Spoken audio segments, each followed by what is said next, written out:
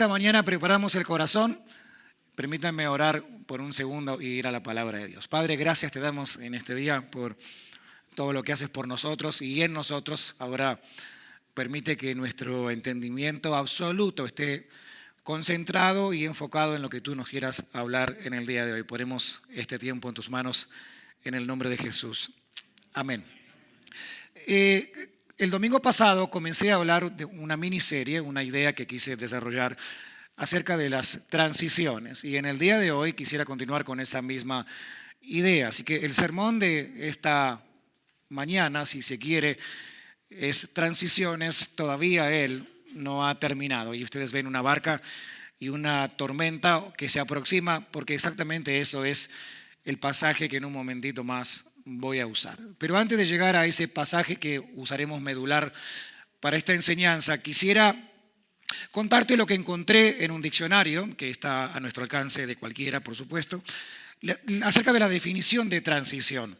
¿Qué es exactamente una transición? El diccionario dice lo siguiente, que la transición es la acción o el efecto de pasar de un modo de ser a estar en otro distinto. La transición o palabras similares son, por ejemplo, cambios, mudanza, transición en sí y metamorfosis.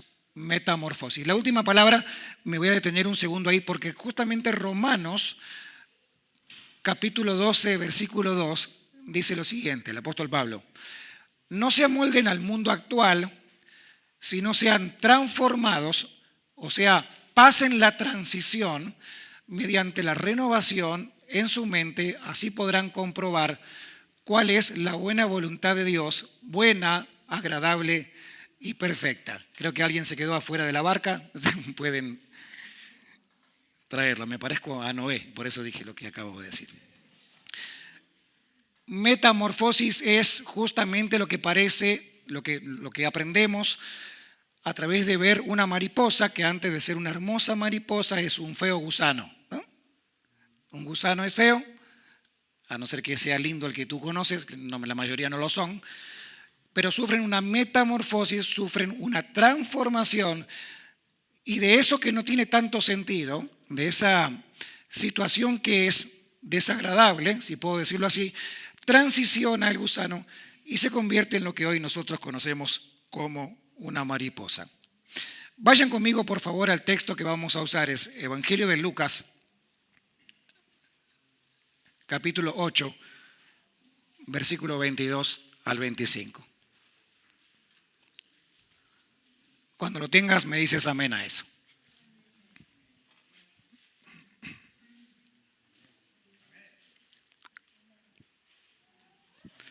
Voy a cambiar de micrófono, ¿está bien?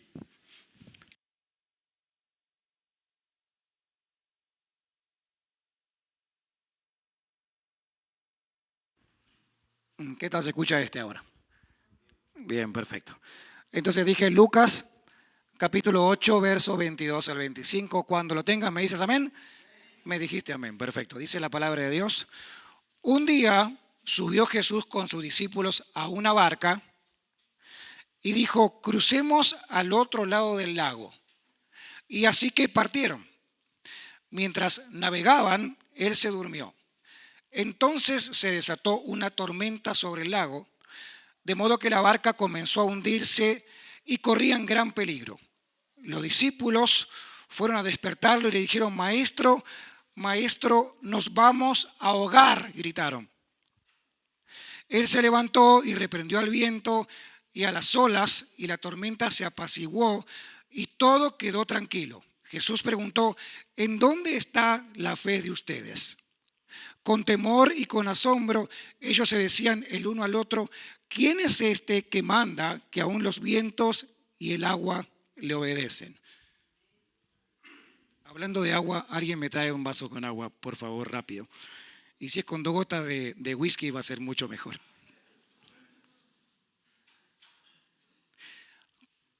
Cuando vemos este suceso extraordinario de la Biblia, este milagro que sucede a favor de los discípulos, alguien se puede imaginar que la embarcación en la que los discípulos venían era una embarcación apropiada. ¿Tiene whisky? No.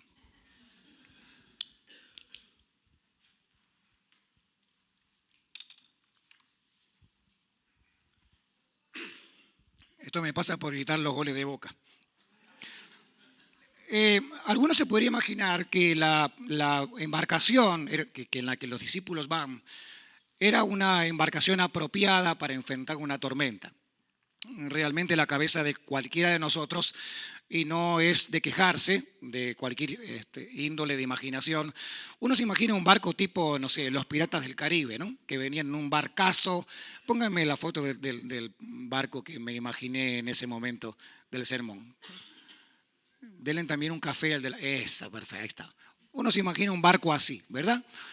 Con velas, algo grandote, algo imponente, poderoso, como dije, típico de Hollywood y los Piratas del Caribe, ¿no? Uno se imagina. Y uno se imagina la tormenta en la que Jesús mete intencionalmente a los discípulos, y en este gran revuelo en el famoso mar de Galilea o lago, que realmente es un lago, también uno se imagina de repente al apóstol Pedro en este gran problema, tipo la gran película famosa llamada Titanic, y uno se imagina la siguiente foto, por favor, es una cosa así, ¿no? Que está el apóstol Pedro, está agarrado a una tabla, al mejor estilo DiCaprio, ¿no? Pero nada que ver, realmente la embarcación que los discípulos usaban en este momento, sepas o no sepas de marea, de mar o de lago o de problemas en el agua, era una barca extremadamente precaria. Vamos a la foto de la barca, por favor. Esta embarcación es una foto real. Se encontró en el 1986 y está literalmente en un museo de Israel. Estas exactamente eran las barquitas precarias, chiquitas, débiles que usaban los discípulos, y ellos con esta maderita precaria estaban intentando cruzar una gran tormenta. Con lo que me queda de voz voy a intentar explicar lo que viene por delante. A veces pensamos que el tiempo de transición en el cual tenemos que estar es un tiempo de transición que no tiene propósitos. No sé si te pasa, pero cada vez que pasamos un tiempo de transición, no todos esos tiempos de transición tienen propósito en sí. A ver, en otras palabras, no toda transición se entiende.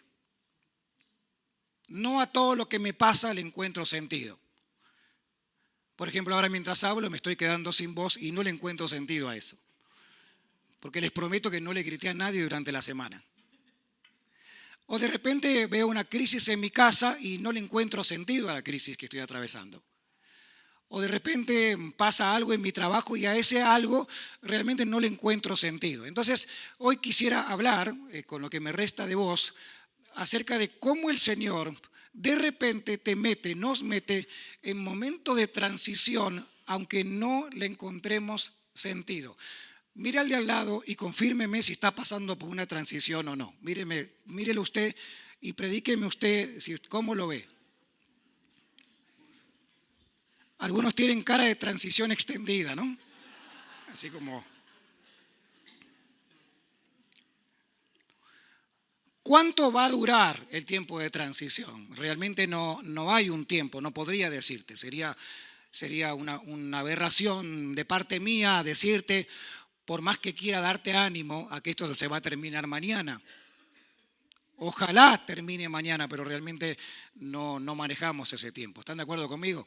Solamente el Señor lo sabe, y cuándo se va a acabar la transición, realmente el Señor lo sabe. Lo que he aprendido, y esto es muy claro, es que a veces las transiciones no se terminan nunca, solo cambiamos de estación.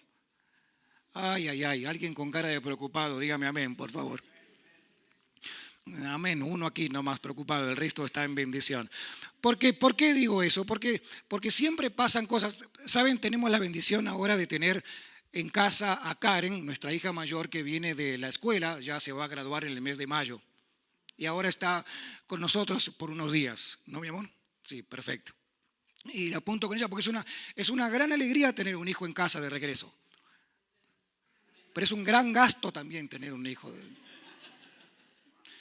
Cuando se fue a la escuela, la lloramos, la lloraste.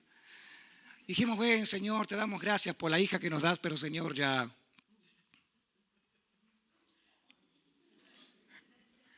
Y en ese, bueno, de repente termina la escuela, se gradúa, consigue un trabajo, consigue un novio, se casa, tiene hijos. Ya me veía abuelo yo, ¿verdad? Yo ya soñaba. La transición, lo que intento decir con esta ilustración de nuestra vida personal es cuándo se terminan las transiciones. ¿Cuándo uno deja de ser padre? A ver si ustedes están entendiendo lo que intento. Nunca. Mi hija tiene casi 22 años, tendrá 40 años. ¿Quién tiene hijo? ¿Quién es abuelo o bisabuelo ya aquí? Levanten la mano, por favor. ¿Cuándo se terminan las transiciones?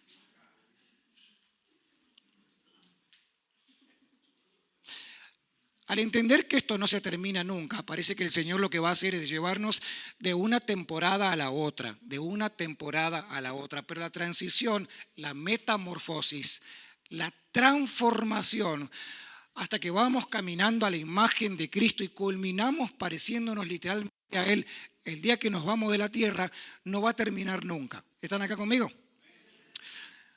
Con Israel en el desierto, la transición duró ¿cuántos años?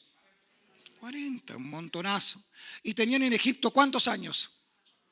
Dios mío, eterno tiempo. El rey David, alguien escogido por Dios porque tenía el corazón de Dios, eso es lo que Dios mismo dice de David. Desde que fue ungido hasta que realmente fue rey, ¿cuánto tiempo tardó? A ver los que conocen un poco más de historia bíblica. Voy a empezar un curso de historia bíblica, les recomiendo que lo tome.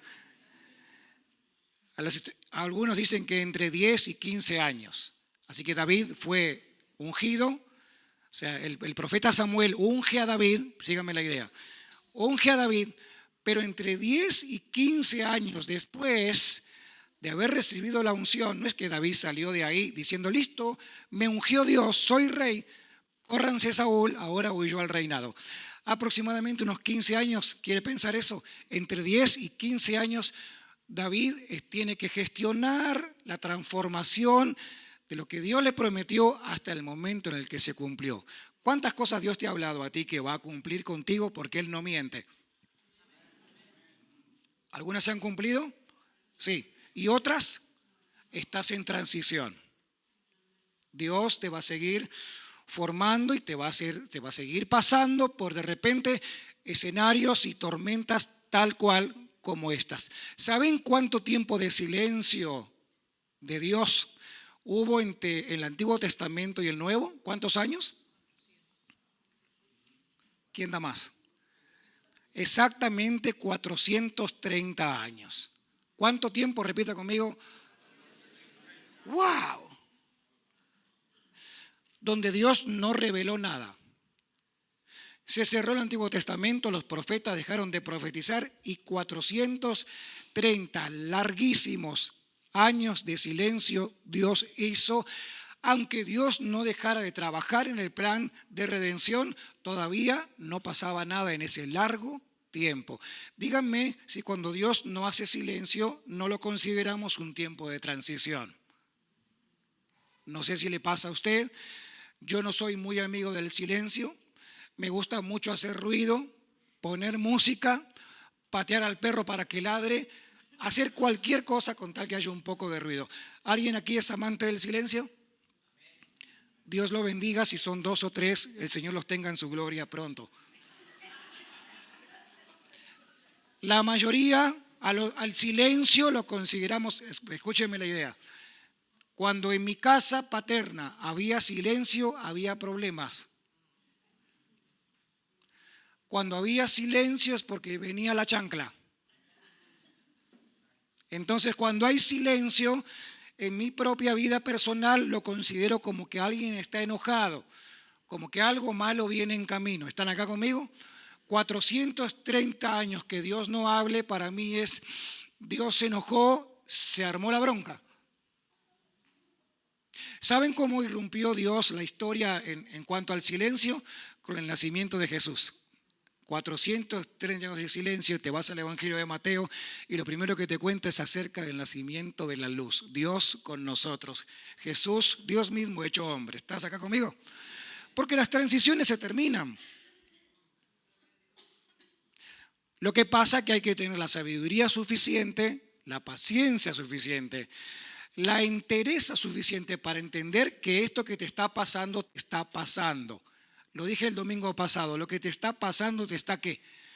Haga conmigo con la manito así como pasando. Muchas cosas aprendí de mis hermanos mexicanos. También aprendí que mienten mucho.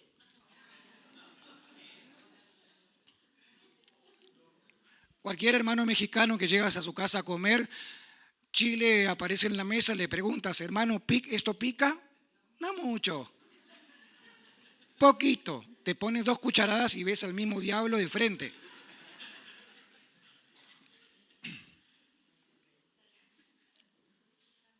Pero aprendí, entre tantas cosas que aprendí, hermosas que me han enseñado, aprendí que ustedes tienen un dicho que vale mucho la pena resaltar y es, ¿cómo estás, hermano? Pasándola. ¿Lo dicen ustedes o solo me lo enseñan a mí y nada más? ¿Cómo estás? Estoy pasándola. La connotación de pensar que la estamos pasando no es negativo. Claro, cuando le preguntas a alguien, ¿cómo estás, hermano? Pasándola. Bueno, ya sabes que se está con la soga al cuello. Pero, a ver, cuando digo que la estoy pasando, la estoy pasando. A ver, no me preguntes si la estoy pasando bien o la estoy pasando mal. No me preguntes si me gusta pasar por acá o no. Lo que sí te tengo que decir es que la estoy pasando. ¿Estoy qué? La estoy pasando. Todos los que tenemos fe y abrazamos a Cristo como Salvador y vamos a la palabra y leemos tanta riqueza, tanta promesa, tanta benevolencia, sabemos que tenemos un destino maravilloso. Amén. Apague su teléfono porque Dios por teléfono hoy no le va a hablar. ¿Tenemos un destino maravilloso, sí o no? Lo que no sabemos es el camino. Si has experimentado alguna crisis de pareja y eres una persona divorciada y vuelta a casar, o divorciada y soltera, si te hubiera preguntado a ti el día que te ibas a casar, ¿estás seguro que te vas a casar porque mira que luego te vas a divorciar? ¿Sabías que eso te iba a pasar? ¿Quién se casa para divorciarse? División de bienes y toda esa cosa. ¿Quién se casa para traer hijos al mundo y que ahora estén un día con papá y otro día con mamá? ¿Alguien coherente lo haría? Levanten la mano, por favor, si están entendiendo el principio. ¿Sabes el destino? ¿Sabes que te ibas a casar, pero no tenías ni idea acerca del camino? ¿Alguien aquí sabe que el Señor tiene un destino maravilloso para nosotros que no se compara con nada más? ¿Pero tienen conciencia ustedes que el camino no se conoce? Los discípulos iban a pasar la más grande de las enseñanzas en este momento. Ellos sabían que tenían que seguir a Jesús porque dije que Jesús no les va a hablar por teléfono. Entonces lo que intento decir es que los discípulos tenían que seguir a Jesús en el camino que tenían que seguir a Jesús. Jesús les dijo, vamos para el otro lado. ¿Qué le dijo Jesús? Y ellos dijeron, bueno, si Jesús dice que vamos, vamos, ¿qué problema hay? No tenían ni idea, sabían el destino del otro lado, sabían lo que iba a pasar en el camino. No tenían la menor idea. Y de repente, como la Biblia misma lo dice, se desata una gran tormenta en el mar o el lago de Galilea, como se conoce. En esa tormenta suceden cosas maravillosas. Y la primera de ellas que sucede es que el Señor, como Dios, les enseña a ellos que ellos estaban navegando en la barca, no con cualquiera de los que pudo haber navegado o cualquier capitán relevante de la época. Estaban navegando su barca, aunque en una tormenta, con Jesús. ¿Con quién? Cuando despiertan a Jesús que estaba dormido, lo primero que Jesús hace es, por favor, déjenme dormir. Lo primero que Jesús hace es levantarse y hacer ¿qué? Lean la Biblia. ¿Hacer qué? Ordenar que ¿qué? Que el viento se detenga y que el mar se calme. Los discípulos todavía, como nosotros en el día de hoy, no teníamos una total y completa idea de lo que realmente Dios es capaz de hacer. Así que los discípulos, igual que nosotros, aunque los podríamos criticar desde este lado de la historia, lo que vemos en ellos es que ellos estaban tratando de ver de manera reveladora quién era el Jesús con el que estaban caminando. Cuando Jesús detiene el viento y detiene el mar, no lo hace por cualquier cosa, lo hace para demostrarle a ellos que ellos estaban caminando con Dios. ¿Caminando con quién? Porque ¿quién podía detener el mar? ¿Y quién podía detener el viento? El mismo que lo creó. Ahora póngame atención, por favor. Esto es bueno, porque a veces la tormenta, cuando uno pasa una transición, lo primero que le echa la culpa es al diablo. Los latinos somos buenísimos para eso. Del otro lado de la pared está la congregación de habla inglesa y ellos están tratando de entender cómo es este asunto del mundo espiritual porque ellos tienen otro tipo de lucha. Los latinos no. Acá nos levantamos tarde, fue el diablo que me dejó dormido. Suegra viene de visita, otra vez un ataque demoníaco. El latino no, el latino le echa la culpa al diablo de todo. Perdón por las suegras presentes, las amo. Con todo mi corazón, la amo tanto a mi suegra que la tengo bastante lejos y allá. Las suegras son como las estrellas, cuanto más lejos son más bellas. No, eso bórrenlo del sermón. Entonces, la transición uno no la entiende tal cual como es. Pero si estoy pensando que Jesús fue el que se levantó y detuvo el mar y detuvo el viento, también tengo que pensar, y permítanme el atrevimiento, también tengo que pensar que no fue el diablo el que provocó la tormenta. También tengo que pensar que la tormenta en la que estoy fue Dios en su infinita gracia que la preparó para meterme adentro y enseñarme algo de Él que hasta este momento yo no conocía. ¿Estás pasando un momento de transición? Quizás es Dios quien te está tirando ahí en el medio de esa situación para que entiendas que es Dios. Cuando vas a leer el libro de Jonás, ¿conocen Jonás? Tremendo el libro de Jonás, chiquito pero picoso. Como en 4 ocasiones Jonás repite la palabra de Dios, el libro de Jonás, repite y Dios preparó, y Dios preparó.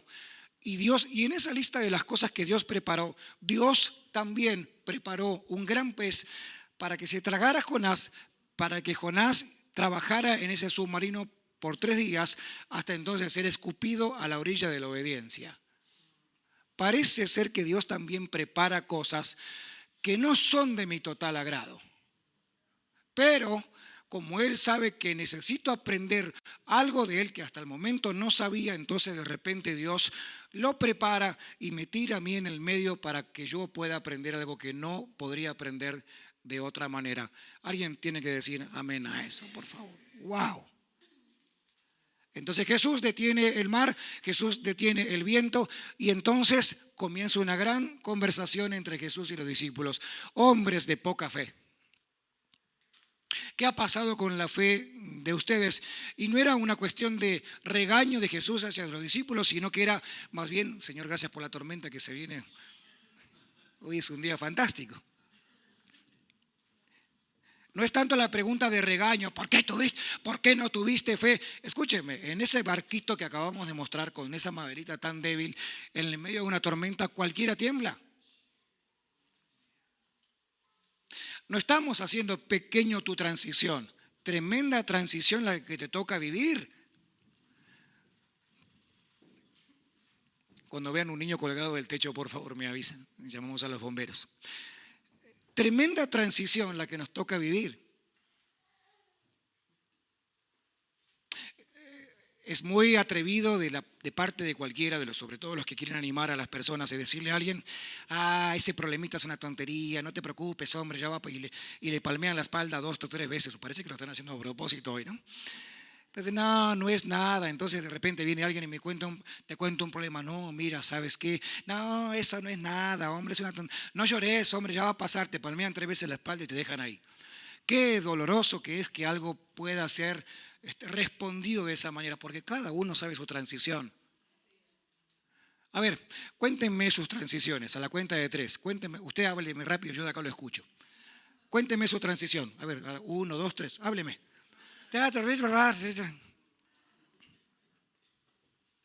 No logré escuchar mucho, ya saben, tengo la tormenta que viene en camino.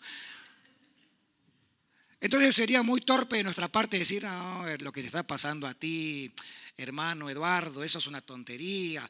No, porque no sabe lo que le pasa al hermano Felipe. Míralo, mírenlo a Felipe. Miren qué pobre Felipe. No, pero no sabe lo que le pasó a Paola. Y haríamos una torpe competencia a ver quién es el que sufre más, quién es el que sufre menos. Y entonces tenemos un hermano en la iglesia que amamos mucho, que se llama Arnold. Le decimos en el negro, obviamente porque es güero, que él dice, no es nada, eso es todo psicológico. ¿No es cierto, negro, que decís así? Es todo psicológico, eso es todo psicológico. Entonces, la suegra se va a venir a vivir a su casa y también es psicológico. Esa es la tormenta que estamos pasando. ¿Y qué tenemos que aprender? No es una cuestión de regaño. No, nadie está regañando a nadie cuando Jesús le dice, ¿por qué no tienen fe, muchachos? Sino que ahora Jesús quería que ellos apuntaran la mirada en una manera diferente, que vieran la transición como una cuestión de crecimiento, no como un regaño. Tenemos que aprender a ver las transiciones. Mientras les predico este mensaje, yo tengo que aprender a ver que los niños que me están zapateando en la cabeza es un regalo divino del Señor. ¿Por qué? Y bueno, porque si no dejo el micrófono acá, y me voy a buscar a la maestra de la escuela dominical y la agarro del cuello con la unción de Dios. Lo que no me conviene. Lo que estoy intentando decir es que veamos la palabra de Dios tal cual como es. Colosenses, capítulo 1, versos 16 y 17 dice lo siguiente. Lean conmigo, por favor. Hablando de Jesús. Por medio de Él fueron creadas todas las cosas en el cielo y en la tierra, visibles e invisibles, sean tronos, poderes, principados y autoridades. Todo ha sido creado por medio de Él y para Él. Él es, anterior a todas las cosas y por medio de Él forman un todo coherente. ¿De quién está hablando el apóstol Pablo a la iglesia de Colosa? ¿De quién habla? Póngame el verso del comienzo, por favor, pantallas. Desde el comienzo. Por medio de Él, ¿de quién está hablando? ¿Quién es Él? Quiero decir que Jesucristo es, y por medio de Él fueron creadas todas las cosas. Y puntualmente, el cielo y la tierra, las cosas visibles y las cosas invisibles. Entonces, quiero decir, a ver, póngame atención, que Jesús es el creador. Por eso Jesús se levanta en la barca y le dice al mar y al agua y al viento que se detengan. ¿Por qué? Porque Él lo creó. ¿Por qué? El que está caminando contigo en tu transición es el creador de la misma transición. Ay, ay, ay, ay, ay. Señor, ¿qué pasó entonces en este problema en el que estoy? Yo echándole la culpa al diablo y resulta que parece ser que el Señor mismo es quien permite de alguna manera y quien creó de alguna manera la misma transición en la que estás viviendo en el día de hoy. ¿Alguien está entendiendo eso? Dígame un fuerte amén, por favor. ¿Cómo hacemos para que la transición en la que vivimos tenga sentido? Escondernos en el plan de Dios. ¿Escondernos dónde? Salmo 32, 7 dice lo siguiente. Tú eres mi refugio, tú me protegerás del peligro y me rodearás con cánticos de liberación. Salmo 32, 7, perdón. Lean esto. ¿Tú eres qué?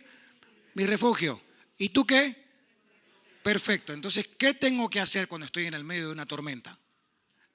¿Esconderme en dónde? Esconderme en Jesús. ¿Y por qué me escondo en Jesús? Porque Él fue quien mismo creó la tormenta. ¿Alguien me dice amén a eso?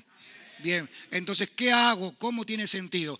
Me voy a esconder en el plan de Dios. Por favor, escondámonos en el plan del Señor y no hagamos al revés. No escondas al Señor en tu plan. Dios, la verdad, Jesús no es tan pequeño como para que tú lo puedas esconder a Él en tu plan. Me parece que es todo al revés. Yo me escondo en los suyos, yo no podré hacer que Él sea escondido en los míos.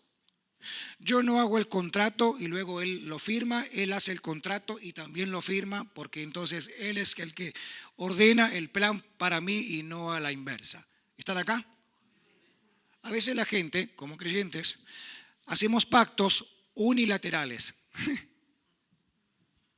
escribo mi contrato a Dios y le digo, querido Señor, gracias por salvar mi alma, gracias por todas las bendiciones que he recibido, pero te pido un gran favor. Yo sufro de náuseas y mareo. Sígame la idea. Y no quisiera subirme a ninguna barca. Porque yo, Señor, como te acabo de decir, sufro de náuseas y mareo. Y tengo un poquito de lumbalgia también. Y como la hermana Mayra, me acabo de lastimar también la rodilla. Entonces, querido, hermana Mayra, dígame.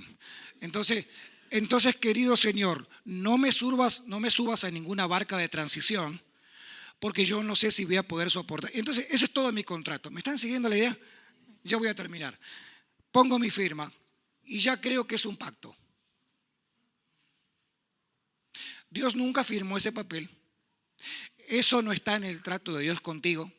No tiene nada que ver con el plan de Él para ti, porque su plan, la verdad, para desanimarte del todo, es que pases muchas transiciones, una pegadita a la otra. ¿Y cuándo descansamos? Cuando estemos en la gloria. Mientras tanto, ¿qué hacemos? Vamos siendo formados a la imagen de Cristo. Alguien puede decir, pastor, ¿qué predicas?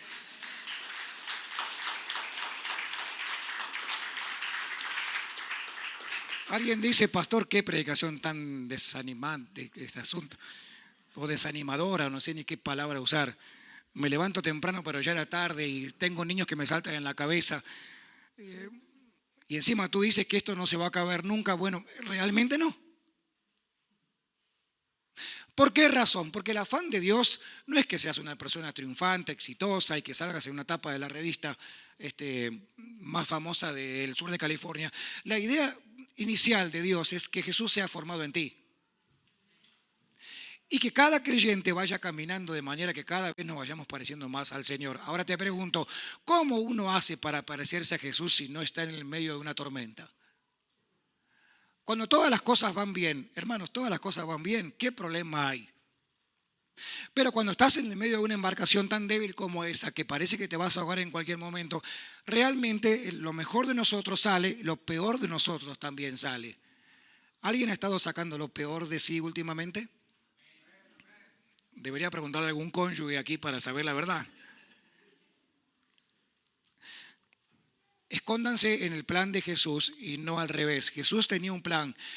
¿Cuál era el plan de Jesús para la embarcación? ¿Pasar a dónde? Cruzar del otro lado. ¿Cruzar de dónde? Sí. Entonces, si ellos hubieran atendido, la verdad, si hubieran atendido lo que Jesús dijo inicialmente, que ellos pasarían del otro lado, quizás ellos hubieran sabido que esa tormenta no los iba a hundir. Voy a terminar con esto. ¿Qué pasaba del otro lado? ¿Qué había del otro lado? ¿Cuál era el afán de Jesús de hacer que los discípulos pasaran una tormenta tan grave como esta, que casi se murieran todos ahogados? Y literalmente pasado, ¿cuál era el plan? ¿Qué había del otro lado? Hay un mapa que aparece ahí en un momento. Estaba tratando de que me miraran, pero un mapa seguramente del lago para terminar esta idea. Perfecto. Gracias a Dios por eso. En la parte de arriba de la foto que ustedes están mirando ahora es donde estaba Jesús. La parte de abajo, la parte sur, digamos, es ahí donde Jesús habría de llegar. Está en kilómetros, 21 kilómetros creo que aproximadamente es. ¿Cuántas millas? 13. ¿Quién da más? 10. ¿Quién da más? 17, gracias. Ahí está, Google contestó. 21 kilómetros, 17 millas, entre 10 y 17 millas de camino. Y en esas 17 millas de camino fue la mejor experiencia de los discípulos, porque se armó una tormenta, casi se ahogan, casi todo termina ahí, pero Jesús tenía un plan, un propósito. Hacerlos cruzar, ¿a dónde? Al otro lado. El otro lado se llama Gadara. Hay un personaje en la Biblia que tiene este nombre, que era una persona bastante particular. ¿Se acuerdan quién era? Ustedes que se asustan de sus vecinos. Había un endemoniado que en la Biblia se lo conoce como justamente el endemoniado gadareno. Si te vas a los versículos siguientes, del 26 al 32, no lo vamos a leer por tiempo, marcalo en tu Biblia y léelo en casa, te vas a dar cuenta que cuando pasan del otro lado, Jesús ni desciende de la barca, el endemoniado le sale al encuentro. ¿Quién le sale al encuentro? ¿Qué pasaba en ese lugar? ¿Qué había en Gadara? Gadara era terreno de los gentiles. En Gadara estaban los cerdos. En Gadara estaba todo el inmundo. La palabra Gadara literalmente significa fortaleza, pero no cualquier fortaleza, una fortaleza demoníaca. De este lado de los gentiles, este lado estaban los chusmas. Del otro lado, del lado de Capernaum, del lado donde estaba Jesús, del lado donde parte Jesús, ¿quiénes estaban? Los santos, los inmaculados, los que hacían todas las cosas bien, los que guardaban la ley al pie de la letra. Y entonces Jesús, segunda cosa que va a revelar, es el propósito por el cual vino a la tierra. Porque Él vino a buscar ¿quién? A los que ¿qué? A los perdidos. Entonces Jesús hace que no solamente los discípulos aprendan que Él era Dios, sino que también aprendan el propósito de Él en la tierra. Cruzan la embarcación, no se ahoga ninguno, terminan en la costa, les sale un endemoniado y ese endemoniado queda inmediatamente libre. ¿Cómo queda? Solamente por haber mantenido una conversación con Jesús. Pónganme atención. La cara de los discípulos, me las imagino, todos con la cara abierta, peor de la que ustedes ven el día de hoy. ¿Qué pasó acá? Acabo de cruzar una tormenta y no nos ahogamos. Se levantó porque eso fue lo que ellos dijeron. ¿Quién es este? Que aún el mar y los vientos lo obedece. Se levanta de la siesta que estaba tomando. Ora por el agua y se detiene. Ora por el viento y se acaba. Se calma la tormenta. Llegamos del otro lado, un lugar inmundo. Se le aparece un endemoniado, queda libre al instante. ¿Quién es el que está con nosotros? ¿Sabes quién es el que está contigo el día de hoy? A veces, las cosas que vivimos, los problemas que tenemos, emocionales, mentales, reales, inventados, son tan grandes que pensamos que eso es lo grande. Ahora te voy a invitar a algo. Te voy a invitar a que en esta mañana, mientras los chicos de la música pasen, mires a Jesús. Y ahora mirándolo a Él con tu corazón me digas qué es más grande. La transición que estás pasando o el Jesús al que le sirves. La enfermedad que tienes o Jesús al que le sirves. La crisis que estás atravesando o el Jesús al que le sirves. ¿Qué es más grande? ¿Qué es más grande? ¿La tormenta que te está ahogando en esa transición que tienes o al Jesús al que le sirves? ¿Qué es más grande? Ponte en pie conmigo, por favor. ¿Qué es más grande?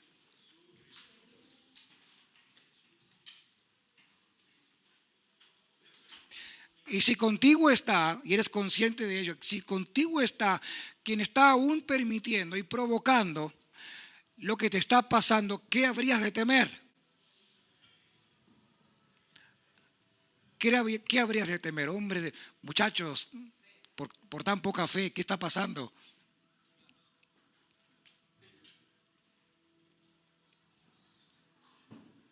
Yo dije que la idea mía no era hacer chiquito tu problema. En realidad la idea mía es hacer grande a Dios.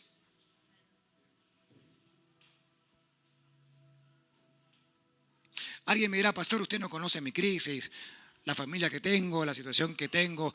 Usted no conoce lo que paso, lo que siento, lo que pienso. Claro que no, realmente no. Y no es el punto, pero conozco a Jesús. Conozco al Jesús que tú también conoces, que está en tu barca y en tu tormenta. El Evangelio nunca es promesa de falta de tormenta. El Evangelio, la promesa del Evangelio es presencia de Dios en el medio de tu tormenta. Eso es lo que Jesús te promete. Ahora, ¿cómo hago para atravesar lo que estoy atravesando? Que parece que me ahogo. Parece que de esta no voy a salir. La verdad es que vas a salir.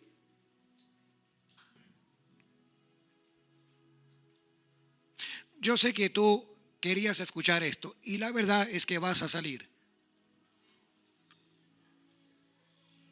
Yo no sé si aquí o en la eternidad,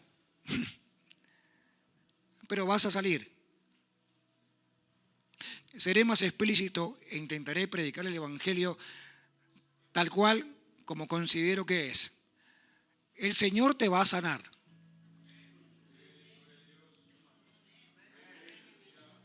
¿Cuándo? ¿Aquí o en la eternidad?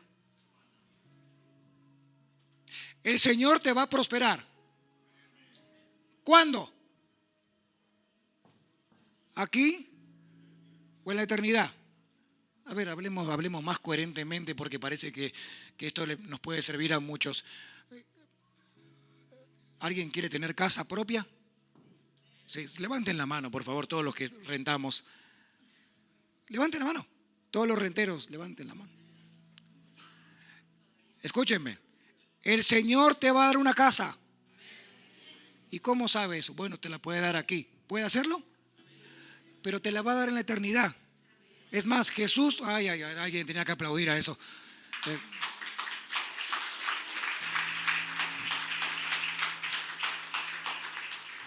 No solo eso, Jesús mismo te la está preparando.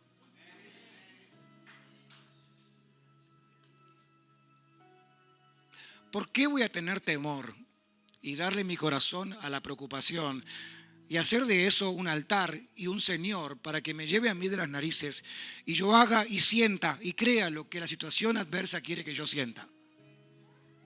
Si el que está conmigo es mucho más fuerte que el que está en mi contra. Y si acaso Él fuera quien provocó la tormenta, ¿qué problema hay? Él mismo la provocó, Él también la va a calmar. Y mientras tanto, ¿qué hacemos? Mientras tanto aprendemos que el que está de nuestro lado no es una buena persona con buenas intenciones, es Dios mismo hecho hombre. Que aún el mar y los vientos le obedecen y que no hay fuerza demoníaca que pueda sostener delante de su presencia. Así que todo se libera, todo se sana, todo se mejora y todo es de gloria en gloria y victoria en victoria porque Él está con nosotros. ¿Se entiende eso? Sí.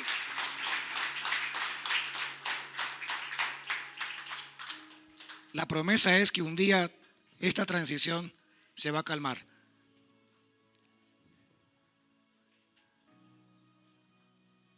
Y si no se calma la semana que viene, se calmará la otra. Y si no es en 5 años, serán 10. Y si no, será en donde realmente tiene que ser. Y es en la eternidad junto con Él para siempre. Señor, gracias por hacernos conscientes de que lo que estamos pasando es tan pasajero y tan trivial y tan secundario que hoy tus hijos atendemos con una mirada puesta y enfocada 100% en tu presencia. Señor, tú sabes lo que nosotros ocupamos en el día de hoy. Pero también somos conscientes que tú nos has dado lo más preciado y el tesoro más preciado que es tu propio Hijo Jesús. Y en esa fe y en esa creencia absoluta y genuina que tenemos en ti, nos mantenemos firmes a pesar de estar en el medio de una tormenta. Querida iglesia, Él todavía no ha terminado y mientras termina, prometemos y nos comprometemos a darle solamente a Él toda la gloria, la honra y la alabanza, y la iglesia entera conmigo dice amén.